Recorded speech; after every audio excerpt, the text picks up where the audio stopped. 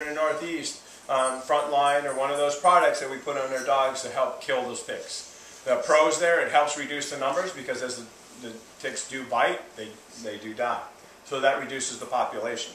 And it prevents some tick-borne diseases. The cons is the dog bite, or the tick bites can still be painful, and the dog, if it gets bit, could still possibly get infected. Excuse me. And you can see the active ingredients down there at the bottom. Deer tick prevention, again, for repelling ticks. We're actually not doing too bad on time. A repellent. All right, that's going to help keep those ticks off the dogs. Roxy's just getting comfortable, can't she? She just wants to mess with you guys. She's trying to get them off. She wants the whole couch. The repellent's going to help the ticks stay off your dogs. The pros, again, it helps with the bites. They actually don't get bit. Again, because we're not getting bit, it helps with the tick-borne diseases. The cons, it doesn't kill the ticks. Okay, that permethrin, permethrin there, are good products that do that way. Tick removal. Does everybody here comfortable with tick removal out of curiosity? Does somebody want to explain how to do it? Go ahead. Use like tweezers and then you just like take them by like their head or something. Yep, get them as close to the skin as you can and slowly pull up. You're supposed to really yank them off. You try to, if you kind of give them pressure, hopefully they're going to release and come out kind of on their own. And so you want to be a little bit careful there. You can use your fingers, you can use tweezers. They have special tick devices out there that work really good. You actually do not want to use oils and other products. People think about that. Because of what happens is those products work, they kind of suffocate those ticks, but the ticks stay in there until they release. So that tick could be in there long enough to transmit diseases. A lot of times, I know when we use our dogs, we will actually use Teresa. What's that called? Can't remember the name of it. But anyways, it's tea tree oil. And we'll actually put tea tree oil on the tick as we pull it out. Helps possibly the skin infections and stuff like that. It's kind of a natural-based product that works really nice. All right, here you go. There's that tweezers. Kind of grab them really low and kind of gently pull up.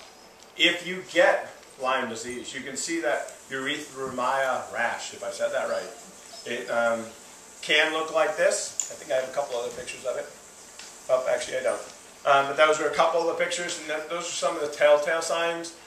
There are, as in life, not everything is perfect and always the same. But if you start to build a rash and then you've known you've gotten bit by a tick, you should definitely be getting checked out right away. That cat hole we've been talking about, all right? Really simple, guys. We carry a small shovel with us. We dig a hole approximately 6 inches deep. All right, put the soil right next to the side. You can see where you stand and hope your aim is really good. All right, because you're not really digging a huge hole. And do the best you can. Any questions on a poop hole? All right, we definitely want to clean them up after So the dogs don't clean up after us? No, the dogs don't clean them up after us. There are toilet paper products out there that are made to be really disposable and disintegrate quickly. All right, if you're using the heavy-duty perfume stuff, you're actually asked to pick that up. All right, put it in your little bag and carry it out with you. So if you're going out in the woods, it is strongly recommended to carry some of that highly biodegradable type of toilet paper. Okay, I'm going to get some. That way, it's safe to bury, biodegrades really quick, and leaves no trace. All right, leave no trace. There we go, guys. Plan ahead to leave no impact. We are nearing the end of this. We're going to travel and camp in small groups. All right, we will be an actually relatively large group. But again, the area we're going to, we should not leave any traces. All right, just because of the way that the woods are and where we're going. All right, repackaged foods to reduce containers. All right, basically, instead of going out with all kinds of bulky trash, reduce your trash at home by putting it in reusable containers, that you can reduce the amount of material that you need. All right, take your litter bag and poop bags to carry out. Pack light, only take the essentials. Research the area we're going. We've already talked about that. Are they allowed? All right, travel to avoid impact. Again, where we're going, guys, we should not have this issue at all. In the earlier videos, Mark, you should actually see some of this. It's basically wooded, dirt, not even really leaf covered, more pine covered, some natural brush. but there's no high grass and wild flowers. There's none of that to where we're going to. So we're actually going to a very nice area. Keep the dogs from chasing the wildlife. Pick up after our dogs. All right? Minimize campfire impacts. Again, using a lightweight stove for cooking. When fires are permitted, establish fire rings. Okay, that stone type ring that we talked about. Keep the fire small, only large enough to do what we need to either keep warm or cook. Burn all wood and coals to ash. We don't want to be leaving half-burnt logs out in the middle of the woods. It's not very attractive. I guarantee every one of us has seen them this year in some of the places we've been. How people have left their campfires behind. It's not really attractive at all. All right, respect the wildlife. We all know that. Keep the wildlife to a distance. We've seen ducks and stuff. Some of our canoeing trips. Yeah, we've taken pictures and stuff, but we let our dogs interact with them? No. And that's what we should always be doing. Never feed animals. Many of you guys know in Northampton they've actually made a law now because they have such a bear problem that they restricted from feeding wild animals. Control pets at all times and avoid wildlife during sensitive areas. Okay? Dispose of our waste properly. Basically, we're taking it with us.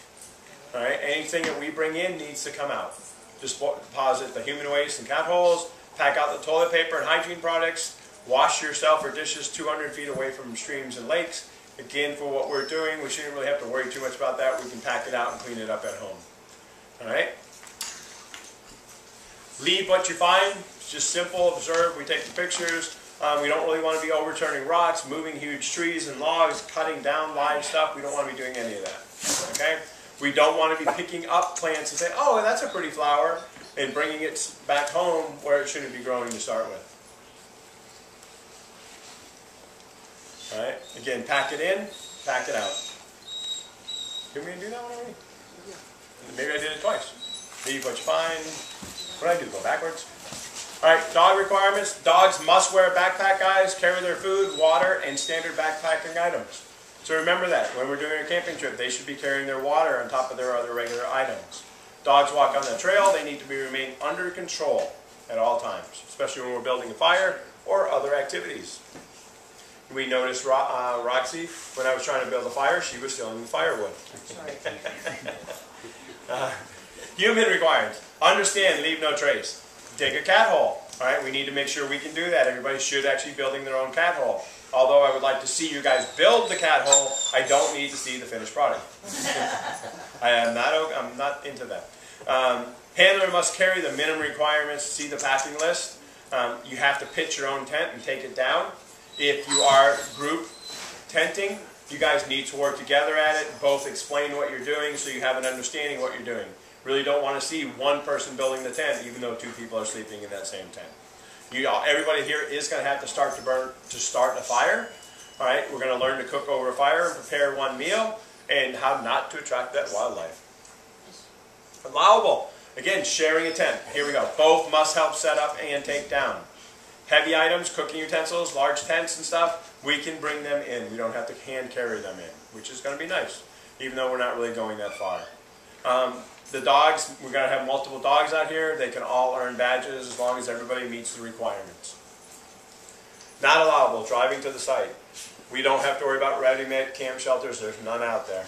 And basically, they want us to cook food out there. So we're not bringing sandwiches and Pop-Tarts. Right? We need to cook at least one good meal out there. And personally, I'd love an outside cooked breakfast in the morning. Here's your packing list. These are the minimums. I'm not going to make everybody stay here. I know people got an hour to go home yet tonight.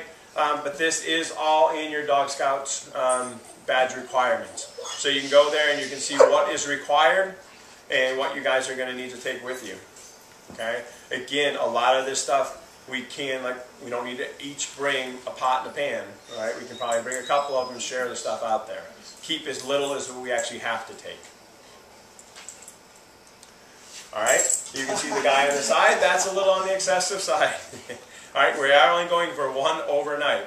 But think about the time of year that we're going, guys. We are probably going to need more clothes than if we were doing a summer trip. We may even actually need more clothes than if we were doing a winter trip because we have to basically pack for the warm and the cold weather. So that actually, this time of year, is actually a little bit on the heavier side. Alright, your packing list for the dogs. You guys all know Mary Frances has already read them off. Plus, we need to make sure we carry their food. I recited those from Yep, heart. she did. Most of all, guys, I'm really the reason we're doing this now is so we can kind of go out and enjoy our camping trip. We'll try to work with the dogs, earn our badges, but I'm really hoping this is just going to be an enjoyable, relaxating weekend for everybody out there. Does anybody have any questions, guys? Cool. Then let's all go home. I'm tired.